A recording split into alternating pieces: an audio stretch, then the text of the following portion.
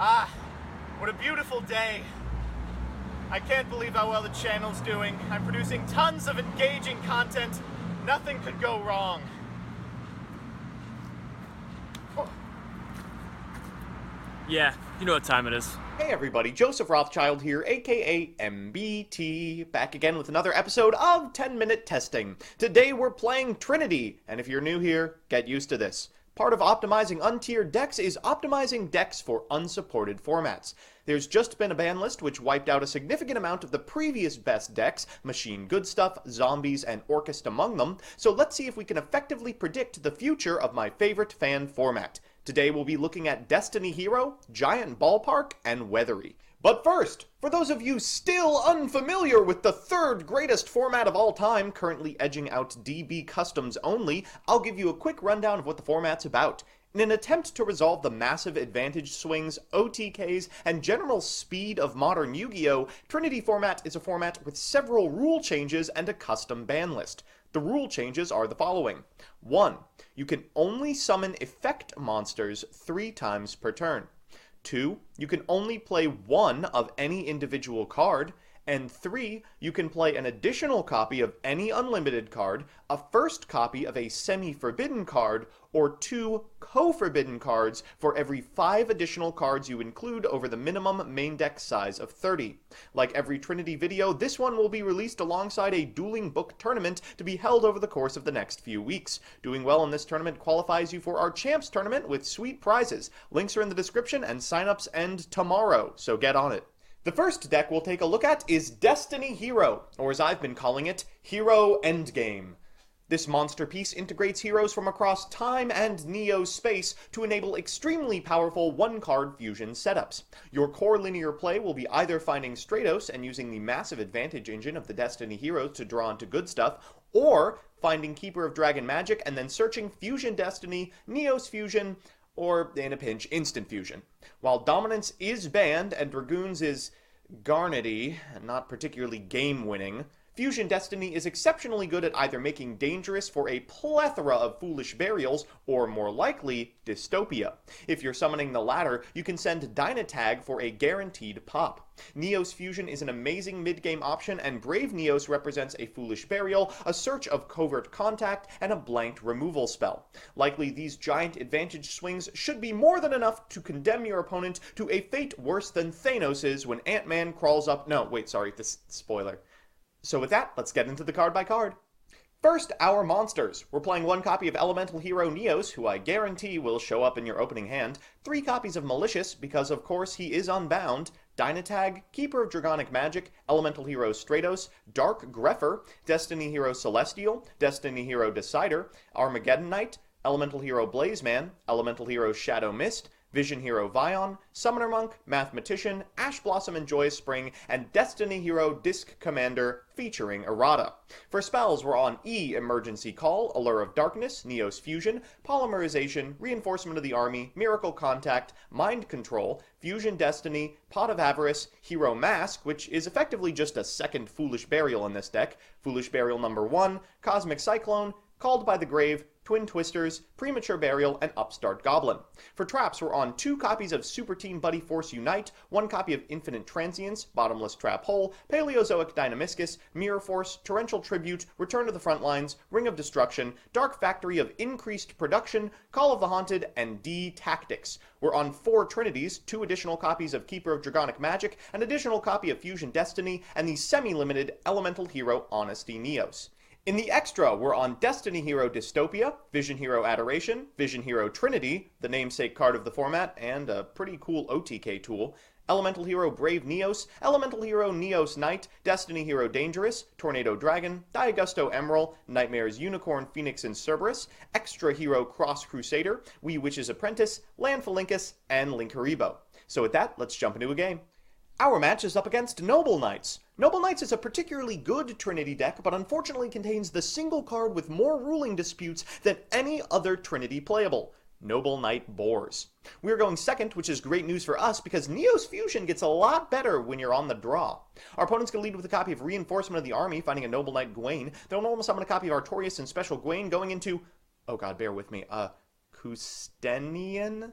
We'll activate Neos Fusion for a copy of Brave Neos and normal summon Stratos using the pop effect. We should have probably figured out what was going on here when they flipped up a copy of Infinite Impermanence in response. That set card is Buddy Force Unite and will allow them to float. Because we can't get over our opponent's Xyz, they'll be able to return Brave Neos to our extra deck, then normal summon a monster, get in for 300, intentionally suiciding for a copy of Supreme Noble Knight of King Artorias, and get in directly for 18. Things are still looking pretty good for us because our set card is Super Team as well. We'll bring back Disc Commander and draw a couple of cards. We draw into another Super Team. We'll normal summon a copy of Dragonic Magic to get a Fusion Destiny. We'll activate that for Dystopia, activate its effect to do 1600 points of damage to our opponent, then destroy one of our opponent's monsters. Now, of course, King Artorias floats, but we should be able to clean up this board. We'll get in for 900 and then crash into our opponent's remaining monster. In main phase 2, we'll go into a copy of Malicious for an additional blocker. Using our summon limit effectively, our opponent will flip up a copy of Super Team Buddy Force Unite to get back their Xyz. They'll then equip a copy of Boars. Thankfully, we do have the Ash Blossom and Joyous Spring, so they can't exactly pop off. They'll attack into our copy of Malicious, and then we'll activate Super Team Buddy Force United end phase after Dystopia goes to the graveyard. We do another 1600 points, and wow, is this a burn deck? From here, we should be able to win. We'll get our second copy of Fusion Destiny and get a copy of Dangerous. We'll activate the Grave effect of Shadow Mist for a copy of Honesty Neos. We'll activate Dangerous's effect, and we'll attack into our opponent's monsters. The second deck we're taking a look at is Giant Ballpark, or as it's been christened by its creator, Crickets.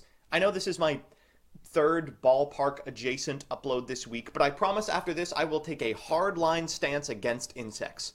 This deck has seen moderate success in Trinity already, and is likely the best strategy that escaped Banlist Judgment. The evolution of this build to include Gradles for additional OTK potential undoubtedly cements its position near the top of the food chain. Or the standings, depending on how you want to navigate this baseball bug metaphor. Most of the monsters are utility 4-star beaters designed to plus and then engineer a game state where Ballpark is an easy trigger. From there, it's not hard to pick up the game either through consistent damage swarms or the ease of access to the exceptionally powerful rank 4 suite. So with that, let's get into the card by card. First are our vanillas, 3 copies of Insect Knight, 3 copies of Neo Bug. After that is 1 copy of Doom Dozer, Thunder King Rayo, Kaiku the Ghost Destroyer, Traptrix Mir Mellow, Breaker the Magical Warrior, Resonance Insect, Rescue Rabbit, Cradle's Eagle, Cobra, and Alligator, Goki Pole, Ash Blossom and Joyous Spring, and Ghost Ogre and Snow Rabbit. For spells, we're on Unexpected Die, Instant Fusion, Mind Control, Worm Bait, Pot of Avarice, Cosmic Cyclone, Called by the Grave, Twin Twisters, Set Rotation, Gradle Impact, Giant Ballpark number 1, Chicken Game, and Pseudo Space. For traps, we're on a copy of Infinite Impermanence, Bottomless Trap Hole, Traptrix Trap Hole Nightmare, Torrential Tribute, Trap Stun, Ring of Destruction, Metaverse, Jar of Avarice, and Dark Factory of Increased Production. For Trinities, we're on 2 additional copies of Giant Ballpark and the co-forbidden Terraforming and Heavy Dust Storm. In the extra deck, we're on Norden, the Utopia Boys, Dark Rebellion Xyz Dragon, Tornado Dragon, Castel, Exciton Knight, Emerald, Cowboy, Rafflesia, Gaia Saber the Lightning Shadow, Nightmares Unicorn and Phoenix, Landphalinkus, and Insector Picaferia. So with that, let's jump into a game. Our match is up against Hero, which is a sentence you'll be hearing a lot in this coming format. We're going second, which is optimal. It affords us both the attack step and prevents our opponent from popping off too hard with their fusion spells. Our opponent's going to lead with a copy of Reinforcement of the Army for a Vision Hero Vion. They're going to send a copy of Malicious, then special summon one from deck before setting 2 in passing. This hard telegraphs the Dark Factory of Increased Production. We're going to set Ballpark and go to battle phase with a Gradle. We'll negate the damage, special summoning 3 copies of Insect Knight from our deck, then activating Gradle Alligator's Grave effect to destroy our opponent's remaining monster. We get in for a ton of damage, which is great news. In main phase 2, we can go into a copy of Rafflesia, set 2, and pass it back to our opponent. They reveal they do have the Dark Factory of more production. They'll pop off a little bit with the effect of Shadow Mist, but unfortunately for them, we'll draw into a copy of Malicious. They unfortunately do find a copy of Keeper of Dragon Magic, and unfortunately for us, they're able to make Neos Knight. Neos Knight is intensely frustrating because he doesn't do battle damage and is effectively immune to Bottomless Trap Hole, but we can always take him with a Gradle. We're going to do just that, and our opponent is going to Super Team Buddy Force Unite to prevent us from popping off all the way with our copy of Giant Ballpark. Thankfully, it can still send Goki Pole, so we can get in for 1800 with the copy of Neos Bug that we've summoned. For turn, our opponent draws another Keeper of Dragonic Magic. Shoot! Well, they'll activate Fusion Destiny for a copy of Dystopia. We'll activate Torrential Tribute in response. They will Dark Factory in response, and because our Rafflesia is not affected by trap cards, it survives. We'll normal summon a copy of Resonance Insect and get in. Our opponent will activate Dark Factory and concede. And now, the weather. Weathery just may be the best deck in the format, but like most archetypes even tangentially playable in the TCG, suffers from a massive repeatability nerf as a result of being unable to max out their engine pieces. Nevertheless, this archetype was already extremely playable as a good stuff engine, and with the release of Rainbowed Canvas, it's now good enough to play on its own.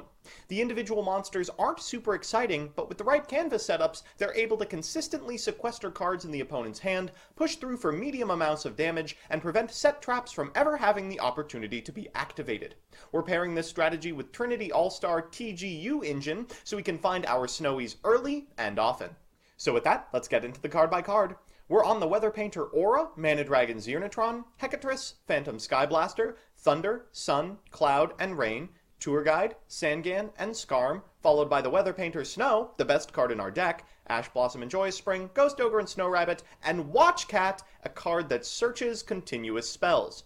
For spells proper, we're on Upstart Goblin, Foolish Burial, Pot of Duality, Cosmic Cyclone, Called by the Grave, Twin Twisters, Valhalla Hall of the Fallen for Thunder setups, the Weather Rainy Canvas, the Weather Snowy Canvas, and Traps. For those, we're on Storming Mirror Force, Infinite Impermanence, Blind Obliteration, Bottomless Trap Hole, Paleozoics, Oleanades, and Dynamiscus, Mirror Force, Torrential Tribute, Breakthrough Skill, Ring of Destruction, Thundery Canvas, Fiendish Chain, and Rainbowed Canvas. Finally, we're on the cutest card in the history of time, Spiritual Swords of Revealing Light, and 2 Trinities of the Weather Painter Snow. In the extra deck, we're on 2 Chimera Tech that I hope our opponent makes entirely for us, a copy of Nightmare Shark and Zenmanes, Borreload, Gaia Saber the Lightning Shadow, Nightmare's Unicorn, Phoenix and Cerberus, Mrs. Radiant, Wee Witch's Apprentice, Land Phalanx, Beat Cop from the Underworld, Link Spider, and Link Haribo.